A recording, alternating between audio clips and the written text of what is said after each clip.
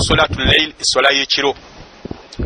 Muswala y'ekiro hadith egamba tuwakana yalinga sallallahu alayhi wasallam rubbama jahara ngolumu asoma mulwa ayatula bil qira'a fiha okusoma muyo iswala y'ekiro wa rubbama asarra ngatulala asoma chama. Hadith yogera ku ekyo erimu kitabo kya Imam An-Nasa'i kitibwa As-Sunan yaqsuru al-qira'a nga afunza okusoma fiha muyo iswala y'al-layl taratan bisira bimunga afunza okusoma wayutiluha ahyanan ngate biseera ebirala awanvuya okusoma wayubalighu ngate agenda wala nnyo fi italatiha mukukuwanvuya okusoma ahyanan ukhra ebiseera ebirala hatta qala Abdullah ibn Mas'ud okutusanire kyatuusa sahabi yitibwa Abdullah ibn Mas'ud okugamba radiyallahu anhu Allah musal amusime yagamba nti sallaitu ma'a an-nabi nasala n'in-nabi sallallahu alaihi wasallam layla ekiro kimu falam yazal qa'ima natalikayo kubanga ayimiridde hatta hamamtu okutusanire nawanka bi amrin su'in ekintu ekibi kila kyagambibwa oba yabuuzibwa tuwama hamamta kiki ekyo kye wawanka okukola ekyali ekibi qala n'agamba ti hamamtu nawanka an aq'uda okubanga ntuula wa adhara an-nabiyya sallallahu alaihi wasallam nike nabbi sallallahu alaihi wasallam. Hadith yeberaga nti olumu mbaka sallallahu alaihi wasallam yawanvuyanga nnyo okusaala essola ey'ekiro era hadith yeri mu kitabo kya Imam Bukhari ne mu kitabo kya Imam Muslim.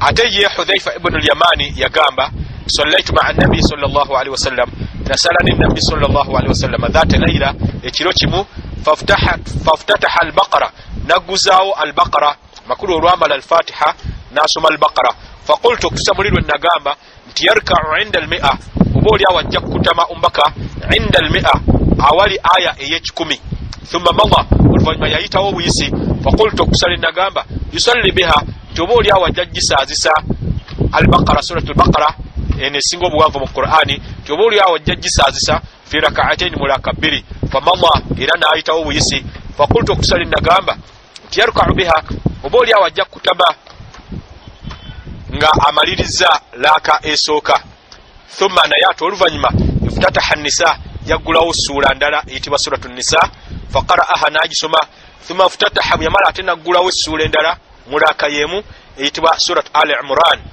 faqara'aha nagisoma yaqra'u ngasoma mutarassila mpola idha marra bi aya yabanga ayise ku aya fiha tasbihun omuli okutendereza Allah subhanahu nga naye atendereza Allah ng'agamba nti subhanallah wa idha marra bisu'alin bwe yayitanga aya erimu okusaba obedduwa sa'ala ng'asaba Allah wa idha marra bita'awudhin ate bwe yayitanga ku aya erimu isti'adha kwegamba nti a'udhu billahi minash shaitani rajim ta'awadha ng'aleeta isti'adha thumma raka'a bwe yamala n'akutama. Obwo obujulizi obulaga nti obwolumu omubaka sallallahu alaihi wasallam yasomanga kiwanvu nnyo ng'asaala essola ey'ekiro. Hadith ayogera ku nsonga eyo ntuufu eri mu kitabo kya Imam Muslim ne mu kitabo kya Imam An-Nasa'i. Wa qara'a laylan hadith endala egamba nti olumu yasoma ekiro wa huwa waji' naye nga mulwadde yasoma as-sab' at-tiwal essura omusanvu empanvu. Hadith eyo eri mu kitabo kya Imam Abu Ya'la ekiyitibwa Musnad Abu Ya'la n'ekitabo kya Imam Hakim ekiyitibwa Mustadrak. Essura ezo empanvu ye suratul Baqara ne Al Imran ne An-Nisa ne Maida ne suratu Al-An'am ne suratu Al-A'raf ne suratu At-Tauba nga bwe yaziraga wansi mu hamish oba mu marginal notes nyine kuwandika kitabo kino ayitibwa Sheikh Muhammad Nasiruddin Al-Albani. Wakana ahyanan ate biseera ebimu yalinga omubaka sallallahu alaihi wasallam yaqra'u fi kulli rak'a ng'asoma mu buli raka makulu mu swala ey'ekiro bi suratin minha ng'asomera mu ssuula eyeetongodde. Hadith yogera ku nsonga eyo eri mu kitabo kya Imam Abu Dawud n'ekitabo kya Imam An-Nasa'i era hadith ntuufu. Hadith endala egamba nti wama ulima tamanyibwangako omubaka sallallahu alaihi wasallam annahu qara'a al-Qur'ana nti yali asome ku Qur'ani kullahu yonna fi laylatin mukiro qat n'omulundi n'ogumu. Tasomanga ku Qur'ani yonna kiro kimu n'omulundi n'ogumu. Hadithi eyogera ku nsonga eyo eri mu kitabo kya Imam Muslim ne mu kitabo kya Imam Abu Dawud. Bal innahu lam yarda dhalik sina ekyo kyokka wabula omubaka sallallahu alaihi wasallam lam yarda dhalika ekyo tiyakisiimira li Abdullah ibn Amr sahaba yitibwa Abdullah ibn Amr hina qala lahu yamugamba ati iqra al-Qur'ana somanga Qur'ani fi kulli shahr mu buli mwezi ogimalengako omulundi gumu. Qala sahaba yagamba tiqultu nagamba nti inni ajidu quwwa mazima nze nfuna amaanyi agasobola ogisoma mu bbanga ettono eritaweza mwezi. Qala omubaka namugamba faqra'ahu fi 20 layla gisomere mu biro amakumi abiri. Qala sahaba yonagamba nti qultu nengamba nti inni ajidu quwwa mazima nze nfuna amaanyi agagisomera mu nnaku ezitawera 20. Qala omubaka namugamba faqra'ahu gisomere fi 7 mu musanvu mu nnaku 7 wala tazid ala dhalika kunaku 7 toyongerangako. Hadithi eyo eri mu kitabo ekya Imam al-Bukhari n'ekitabo kya Imam Muslim. Sheikh Muhammad Nasiruddin al-Albani yagamba nti thumma naye ate oluvannyuma yaleeta hadithi egamba nti rakhasa lahu yamuwa olukusa omubaka yawa olukusa sahabi oyo ayitibwa Abdullah ibn Amr yamuwa olukusa an yaqra'ahu fi 5 agisomere mu nnaku 5 ngera hadithi eyo eraga okusomera Qur'ani mu nnaku 5 eri mu kitabo kya Imam an-Nasa'i n'ekitabo kya Imam at-Tirmidhi.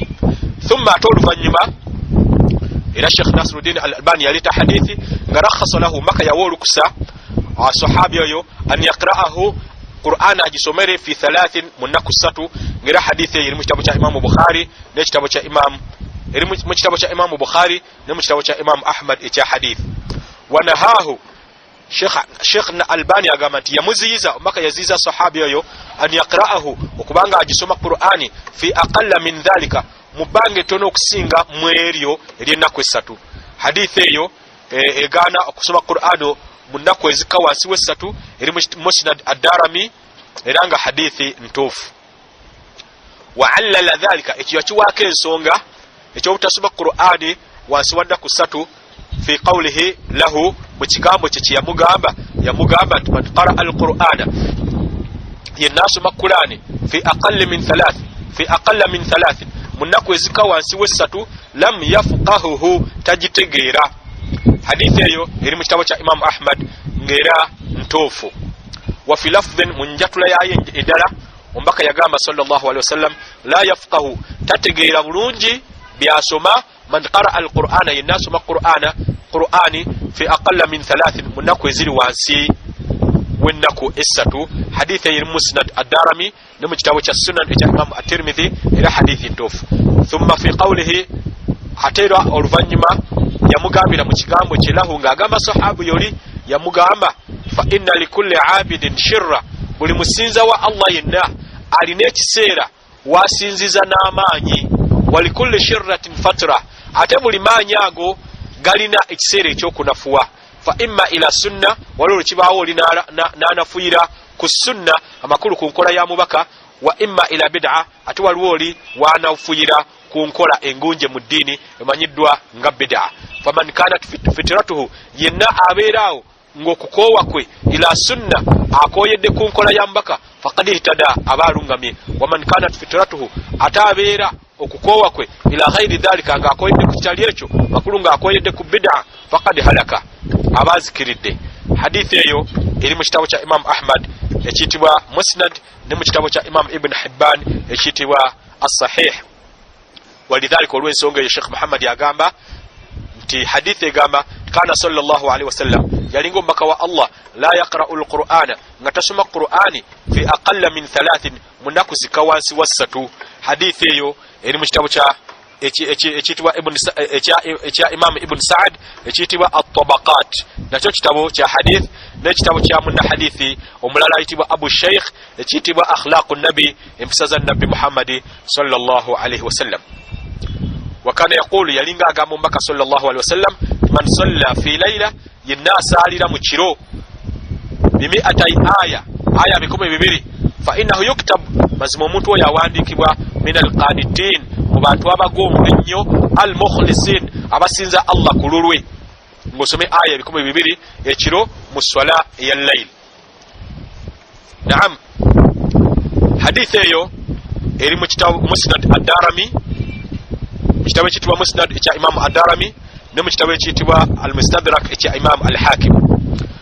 Hadithi endala egamba nti wakana yaqra'u fi kulli layla omubaka yalinga asoma mu buli kiro bibani Israil ngasome suratu banu Israil ate ngasomeramu ne suratu Zumar.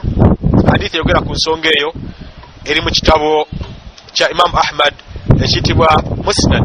Wakana yakulu yaliko mpaka agamba man salla fi layla inasara ekiro bimi aya nasomeramu aya 10 lam yuktabu min al-ghafilina tawandikibwa mu bantu abagayavu n'osala layli n'osomeramu aya 10 tobalibwa mu bagayavu.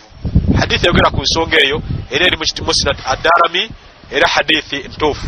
Hadithi ndali gamba kana ahyanan yalinga ebiseera bimu mbaka sallallahu alaihi wasallam yaqra fi kulli rak'a ngasoma mu buli raka qadira 50 aya ekigero ekyenkana aya 5 au akthar oba okusingawo. Hadithi yogera ku nsonga eyo eri mu kitabo kya Imam Bukhari ne kitabo kya Imam Abu Dawud. Wataratan ate ebiseera ebimu hadithi egamba yaqra mbaka yasomanga qadira ekigero ky'essura ya ayyuhal muzammil. Hadithi yogera ku nsonga eyo eri mu kitabo kya Imam Ahmad ekitibwa Musnad ne kitabo ekitibwa As-Sunan ekya Imam Abu Dawud era hadithi ntuufu. Hadithi ndali gamba makana sallallahu alaihi wasallam tiyalinga umbaka wa Allah sallallahu alaihi wasallam yusalli layla kullahu ngasali kiro kyonna illa nadiran okujjako mu mbeera ezitaala bikalabikanga walolo yasali ekiro kyonna. Faqad raqaba waliwo luyamutunulira mu ngeri yenkaliriza Abdullah ibn Khabbab sahaba yitibwa Abdullah ibn Khabbab ibn al-Arad wa kana qad shahida Badran yali yalwana olutalo lwe Badiri ma Rasulillah ewa munumbaka. Sahabi oyo yetegereza mu ngeri yenkaliriza yetegerezani Rasulullah sallallahu alaihi wasallam yetegereza mbaka al-laylata kullaha ekiro kyonna nga asala.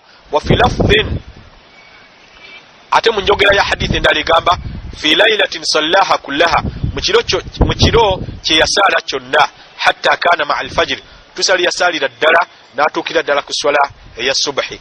Falamma sallama min salatihi yamala okutola salamu okuva mu swalayi qala lahu Khabbab sahaba Khabbab namugamba ya Rasulullah owangu mbaka wa Allah bi abi anta wa ummi kulabidde ma taata ne maama. Kino si kirayiro wawula amakulu agakirimu kugamba singa okuwonya obulamu bwo kyetaaga kuwaayo taata ne maama nsobola obbawaayo. Laqad sallaita al-layla salatan wasadde ekiro essala ma ra'aytu sallaita nahwaha sikulabangako ng'osaala egifaanaganako. Faqala ombaka n'agamba ajal ddala kituufu innaha salatu raghbin wa rahab esswala eyo limu okwegomba empeera ya Allah ate erimu n'okutya ebibonerezo bya Allah. Wa inni sa'altu rabbi azza wa jalla kubanga mazima nze nasabye Allah yayitiriza okuba ow'ekitiibwa thalatha khiswalin namusabye ebintu bisatu fa atani 2 nampaako 2 wa mana'ani wahida nanyimako kimu. Sa'altu rabbi nasabye Allah wange alla yuhlikana aleme tuzikiriza bima ahlaka bihi al-umama qablana n'ekyo kiyazikiriza nakyo ebibinja by'abantu abatusookawo. Wa fi lafdhin ate mu njogera endala yagamba alla yuhlika ummati tinasaba Allah aleme kuzikiriza umma yange bisana n'enjala. Fa ataniha ekyo Allah n'akimpa. Ekyokubiri wa sa'altu rabbi azza wa jalla nasabye Allah wange yatira okuba ow'ekitiibwa alla yadhhara alaina aduwan aleme kutuwanguza mulabe min ghairina ng'ava mu bantu abatali ffe. Fa ataniha n'ekyo n'akimpa. Wa sa'altu rabbi atera nensaba Allah wange alla yulbisana shi'a aleme kutwambaza shi'a famana'aniha ekyo n'akinyima. Ekigambo ekyo shi'a omubaka sallallahu alaihi wasallam kiyasaba Allah tabaraka wa ta'ala n'akimumma amakulu gaakyo makusike era sigavvoonodde nga nkikoze ikhlasan lillah kulwa Allah tabaraka wa ta'ala amanya amakulu gaakyo ajja kukivvuunula. Hadithi egamba endala nti waqama layla lumu yayimirira omubaka sallallahu alaihi wasallam bi aya ng'asoma aya emu yuraddiduha ng'agiddiŋŋana hatta asbaha paka lwe yabukeesa ku makya. Aya emu yokka nga jaddiŋŋana kitegeeza kikkirizibwa mulaka emu n'osoma aya emu nga gyoddiŋŋana naye ate tokkirizibwa kusoma ssuula emu nga gyoddiŋŋana. Aya kigi yasoma egamba in tu'adhibuhum bw'oba obabonereza ay Allah fa innahum ibaduka bo baddubo wa in taghfir lahum naye bw'oba obasonye fa innaka anta al-azizu al-hakim gwe wa kitiibwa gwe w'amaanyi era gwe mulamuzi omwenkanya. biha yarka'u nayo aya eyo omubaka gye yakutamisanga, wa biha era nayo aya eyo yasjudu gye yavunnamisanga, wa biha era nayo aya eyo yad'u gye yasabisanga. falamma asbaha bwe yamala obukesa ku makya qala lahu abu dharrin radiyallahu anhu, sahaba yatibwa abu dharri yamugamba ti ya rasulallah owayo maka wa allah ma zilta taqra tiwaliseeyo kubanga osoma hadhihi al-aya aya eno hatta asbahta kusali wabukeseza tarka'u biha gye wakutamisizza, watasjudu biha era gye wavunnamisizza, watad'u biha era gye wasabisizza. waqad alamaka allahu songa allah yakuyigiriza alqur'ana kullahu qur'ana yonna. law fa'ala hadha ba'duna singa abamu mufe baba bakoze ekintu kino lawajadna alayhi lawajadana alayhi oli yalibadde atunakuwalira ti lwaki okoze ekintu ekyo. qala mbaka n'agamba inni sa'altu rabbi azza wa jalla mazima nze nasabye allah oyayitiriwe okuba ow'ekitiibwa ashafa'ata li ummati okuwolereza umma yange fa a'taniha ekyo n'akimpa wahiya na'ila era okuwolereza okwo kwakufunibwa insha allahu allah bw'anaaba yagadde kwakufunibwa ani liman la yushriku billahi shay'a eri oyo yenna atagatta ku allah kintu kirala. hadithi eyogera ku nsonga eyo eri mu sunan an-nasa'i ne sahihu ibn khuzaima era hadithi ntuufu. hadithi endala egamba waqala lahu rajulun waliwo omusajja eyagamba qala lahu rajulun omusajja yamugamba nti ya rasulallah owayo mbaka wa allah inna li jaran mazima nze nina omuliraanwo yaqumu layla ayimirira ekiro n'asaala wala yaqra'u naye talina ssuula gy'asoma illa qul huwa allahu ahad okujjako asoma qul huwa allahu ahad yokka yuraddiduha jaddiŋŋana la yazidu alayha nga tayongerako kaannahu yalinga onaaloopa yuqalliluha alinga agitoniya essuula eyo. faqala nabi sallallahu alaihi wasallam kutusa nabbiru yamugamba ti walladhi nafsi biyadihi ndayiro oyo alina omwoyo gwange mu mukono gwe innaha la ta'dilu thulutha alquran essuula eyo yenkanankana kimu kyakusatu kya qur'ani. hadithi eyo eri mu kitabo kya imam ahmad n'ekitabo kya imam al-bukhari era hadithi ntuufu. ogati yenkana kimu kyakusatu kya qur'ani kyali tekitegeeza nti bw'osoma qul huwa allahu empeera gy'ofuna yenkana asome kimu kyakusatu kya qur'ani nga ze juzu 10 eza qur'ani kubanga qur'ani erimu ejuzu 30. nedda ogamba nti yenkana kimu kyakusatu kya qur'ani omubaka yali ategeeza sallallahu alaihi wasallam ti qur'ani yayogera ku nsonga 3 yonna yonna naye essuula eno yo yeemalira ku nsonga emu ku ezo 3 nga yeyokwawula allah tabaraka wa ta'ala. bwatyo bwe yakinnyonnyola imamu ibn taimiya mu kitabo kye kinene al-fatawa mu bifo ebyenjawulo mu kitabo ekyo. katugenze ku salatul witiri, eswala eya witiri zeeraka 3 ezisembayo nga tugenda okumaliriza eswala ey'ekiro. hadithi egamba kana sallallahu alaihi wasallam yalinga obaka wa allah sallallahu alaihi wasallam yaqra'u fi rak'ati al-ula nga asoma mu laaka esooka amakulu ku laaka 3 ezisembayo eza witiri yasomanga sabbih isma rabbikal a'la wa fi thaniya ate mu laaka ey'okubiri ng'asoma qul ya ayyuhal kafirun ate wa fi thalitha mu laaka ey'okusatu ng'asoma qul huwa allahu ahad. hadithi eyogera ku nsonga eyo eri mu kitabo kya imamu an-nasa'i ekiyitibwa as-sunan ne mu kitabo ekiyitibwa al-mustadrak ekya imamu al-hakim era hadithi ntuufu. sheikh muhammad nasiruddin al-albani yagamba twakana yudhifu ate yalinga ayongerako ilaiha kuyo eno qul huwa allahu ahyanan ebiseera bimu ng'ayongerako qul a'udhu bi rabbil falaq ng'era ayongerako ne qul a'udhu bi rabbin nas nga bwe kiri mu hadithi entuufu eri mu kitabo kya imamu at-tirmidhi ne mu kitabo kya imamu al-hakim. wa marratan aterumu qara'a fi rak'ati al-witr yasoma mulaka eya witiri eyo bimi'a aya yasoma aya 10 minan nisa eza suratu nisa yasomeramu aya 10 nga hadithi eyogera ku nsonga eyo eri mu kitabo kya imamu an-nasa'i ne mu kitabo kya imamu ahmad. wa amma rak'atani ba'da al-witr atera kebbiri ezisaliwo oluvannyuma lwa witiri na'am fakana yaqra'u fihima omubaka yasomerangamu idha zulzilatil ard ate n'asomeramu ne qul ya ayyuhal kafirun. hadithi eyogera ku nsonga eyo eri mu kitabo kya imamu ahmad ekiyitibwa al-musnad. naam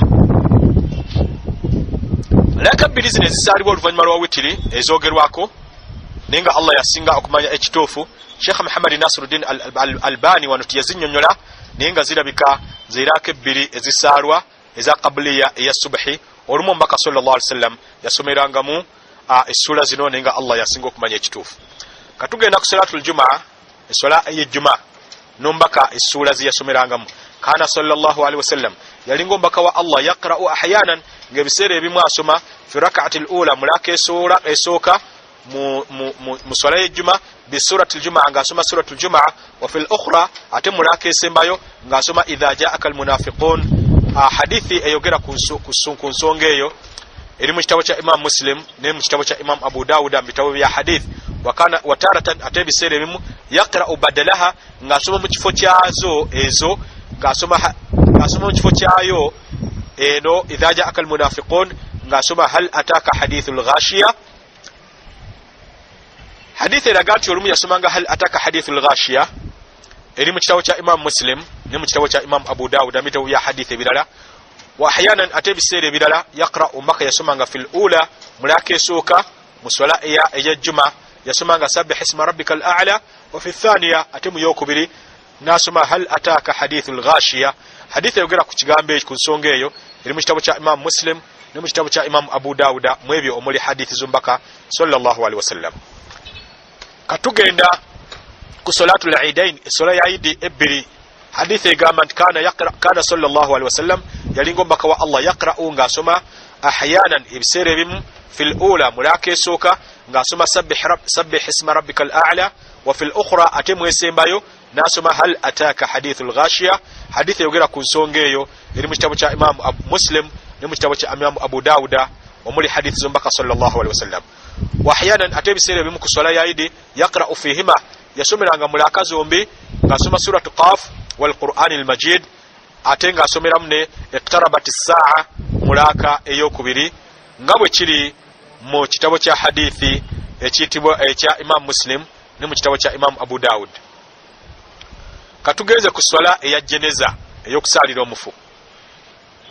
Hadithi egamba nti as-sunna enkola an yaqra fiha ye mutu okubanga asomeramu mu swala eya jeneza bi fatihatil kitabi asomeramu alhamdu oba essura eyeggulawo ekitabo nga yalhamdu ngera hadithi eyo kyogera kyakkanyizibwako bwe kito. Wa sura ate olumu nga asomerako n'essura ekigamba nti ng'asomerako n'essura Sheikh Muhammad Nasiruddin Albani yakyogerako walaysat ziyada tekuli okwongera ku al-Fatiha mu swala ya jeneza shadha nga kintu ekyajjanga kyawuguka ku njigiriza entuufu yakikatiza nalaga nti kituufu era mu kitabo kye ahkamul janaiz yaleeta obujulizi obulaga nti oluvannyuma lwa al-Fatiha obwolumu kikkirizibwa okusoma essuula yonna solati ya jeneza. Hadithi egamba nti wayukhafitu fiha mukhafatatan era yasomanga mu kyama muyo essola ya jeneza mukhafata olusoma olw'ekyama baada takbiratil ula oluvannyuma lwa takbira esooka. Hadithi eyo eri mu kitabo kya Imam An-Nasa'i era hadithi ntuufu. Omulyango gwe tugenda okumaliriza nagwo ekitundu kino gukwata ku tartilul Qur'an, okusoma Qur'ani empola mpola, tartilul qira'a okusoma Qur'ani empola mpola, wa tahsinu sawti biha n'okuyirungiya eddoboozi olw'okugisoma. Wa kana sallallahu alaihi wasallam yalinga omubaka wa Allah kama amarahu Allah ta'ala ngera Allah bwe yamulagira yurattilul Qur'ana tartila ng'asoma Qur'ani olusoma olw'empola mpola, la hadhan nga tasoma mu ngeri y'okupapa wala ajala yadde mu ngeri y'okwanguyiriza, bal qira'a wabula yasoma nga olusoma mufassara olwannyonnyolanga harfan nyukuta nga buli nyukuta ennyonnyolwa bulungi. Hadithi eyogera ku nsonga eyo eri mu kitabo kye bayita az-Zuhud ekya omumanyi ayitibwa Ibn al-Mubarak. Hatta kana yurattil hadithi ganti okutuusa n'okuba nti omubaka yasomanga mpola mpola essura hatta takuna atwala okutuusa n'essura eyo lwe yabeeranga nga mpanvu min atwala minha okusinga empanvu endala egifaanaganako. Amakulu nga engeri gye yasomanga empolampola ng'essula gye yasomanga nga ewanvuwa n'okusinga oli gye yalisomye mu nsoma eyanguya naye nga zaali badde zenkana mu buwanvu. Hadithi eyogera ku nsonga eyo eri mu kitabo kya Imam Muslim n'ekitabo Muwatta ekya Imam Malik.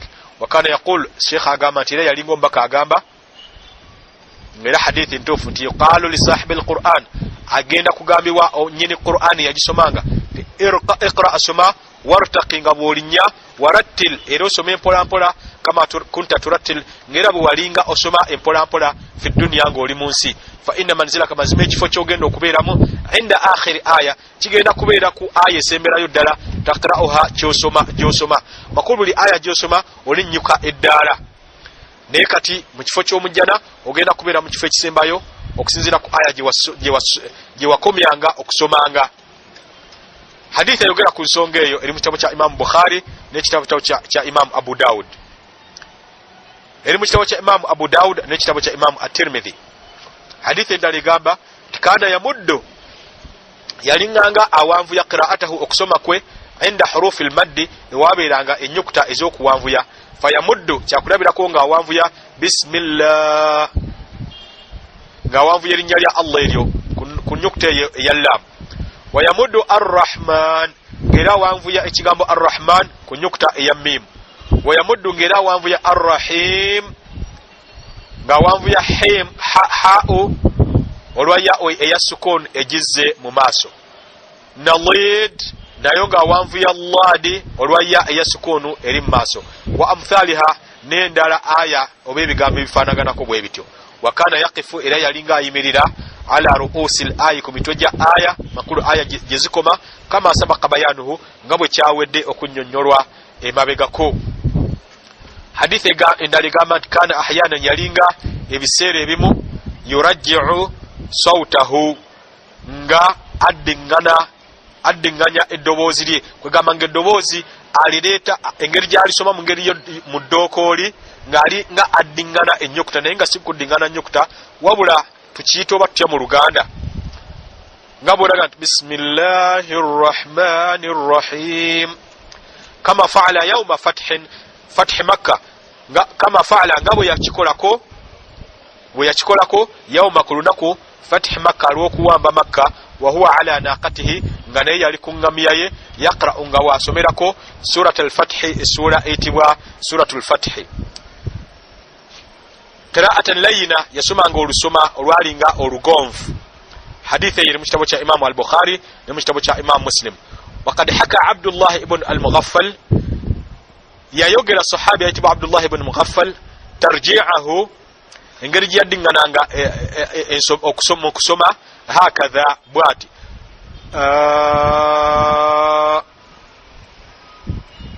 kijidde ddala mu hadith. Era Sheikh Muhammad Nasiruddin al-Albani alaze engeri al-Hafiz Ibn Hajar al-Asqalani bwe yannyonnyola okuddingananga ennyukuta ezo, n'agamba nti wal adhhar, ekyeyolefu ennyo annaha thalath alifat, ezo zaalinga alifu 3 mamdudat, ezaali ziwanvuyizibwa. Wakana ya'muru, era yalinga alagira bitahsini sauti, okulongoosa n'okunyiriza eddoboozi bil Qur'ani, ng'oli asoma Qur'an. Fayaqulu, era yagambanga tizayyinu al-Qur'ana, muwundenga Qur'ani bi aswatikum, n'amaloboozi gammwe. Fa inna sawta al-hasana, kubanga eddoboozi eddungi yazidu al-Qur'ana husna, lyongera Qur'ani obulungi. Hadithi eri mu kitabo kya Imam Bukhari, era hadithi ntuufu. Wayaqulu, era obaka yagambanga inna min ahsani nnasi sawtan, mazima mu bantu asinga eddoboozi eddungi bil Qur'an, ng'asoma Qur'ani yaluwa, alladhi yoyo idha sami'tumuhu yaqra, nga singa mumuwulidde nga agisoma, hasibtumuhu, nga musobola omulowooza, yakhsha Allah, atya Allah. Inna min ahsani nnasi sawtan bil Qur'an, mazima mu bantu bonna asinga okulongoosa eddoboozi lye ng'asoma Qur'ani, alladhi idha sami'tumuhu, yoyo bwe mubanga mumuwulidde, yaqra'u, ng'agisoma, hasibtumuhu, nga musobola omulowooza, yakhsha Allah, nti atya Allah tabaraka wa ta'ala. hadithi eyo ntuufu eri mu kitabo ekiyitibwa az-Zuhd ekya Imam al-Mubarak ibn al-Mubarak. Wa kana ya'mur, era yalinga alagira bitaghanni bil Qur'an, okussaamu eddoboozi erya tajwidi oba eriringa eriyimbisa bil Qur'an mu Qur'an. Fayaqul, ng'agamba omubaka yagambanga sallallahu alaihi wasallam, ta'allamu kitab Allah, muyigirizenga ekitabo kya Allah, wa ta'ahaduhu, era mukyekuumenga nnyo, waqtanuhu, era mukikuumenga, wa taghannaw bihi, era mukisomenga mu ddoboozi eddungi.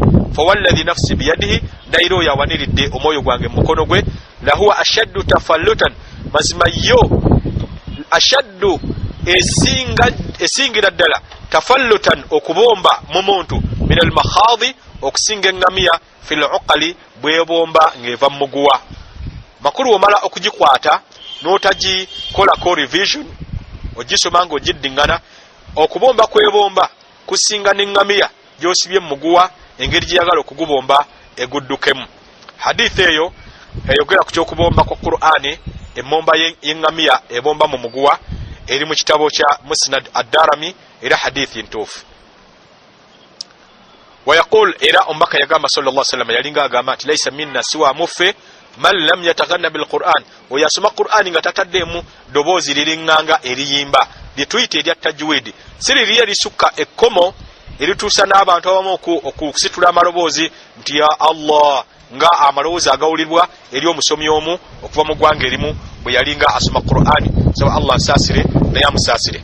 Hadithi eyo ey'okusomesa Qur'ani eddoboozi eddungi eri mu kitabo kya Imam Abu Dawud, era hadithi ntuufu. Wayaqul, era omubaka yagambanga nti ma adhina Allahu, Allah teri kintu kye yali, ma adhina Allahu li shay'in, Allah teri kintu kye yali awuliriza nga kyogerwa, ma adhina nga kye yawulirizanga, wa fi lafdhi, mu njogera ya hadithi ndala, ka adhanihi, nga bwe yawulirizanga, li nabiyyin yenna, hasani as-sawt, ow'eddoboozi eddungi, wa fi lafdhin, mu njogera endala, hasani tarannum, omulungi w'okusoma, yataganna bil Qur'an, ng'asomesa Qur'an eddoboozi eddungi, yajharu bihi, ng'agisoma mu lwatu. Teri Allah kyonna nabbi yenna gwe yawulirizanga ng'alina kyasoma kusinga bwe yawulirizanga muntu asoma bigambo bye mu ddoboozi eddungi. Hadithi eyo eri mu kitabo kya Imam Bukhari ne mu kitabo kya Imam Muslim.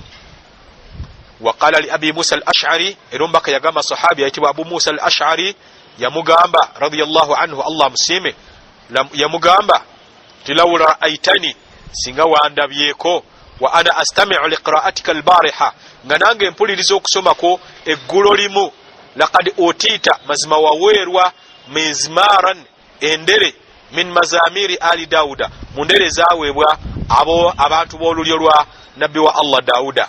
Faqala Abu Musa okutusali yagamba ti law alimtu makanaka, singa nategedde ekifo wabadde nga nsoma, la habbartu laka tahbira, naali gikulungiyiriza olulungiya olusinga ku olwo. Kino mbaka sallallahu alaihi wasallam kyeyagamba sahabi nti waweebwa endere, yali tategeeza nti endere eneefuuyibwa, wabula yali ayogera ku makulu amakusika agakirimu nti eddoboozi eddungi nga eriva mu ndere Allah yali kuwa bw'obanga osoma Qur'an. Era sahabi ono ayitibwa Abu Musa al-Ash'ari, y'omu ku basahaba abali basinga okusoma Qur'ani mu ddoboozi eddungi. Insha Allahu ta'ala tujja kutandikira wano, tujja kukoma wano, omulundi ogujja tujja kutandikira ku kitundu ekigamba al-fatihu ala al-imam, okujjukiza imaamu, insha Allahu tabaraka wa ta'ala. Wa sallallahu ala Muhammad an-nabiyyi al-ummi wa ala alihi wa sahbihi wa sallam, walhamdulillahi rabbil alamin.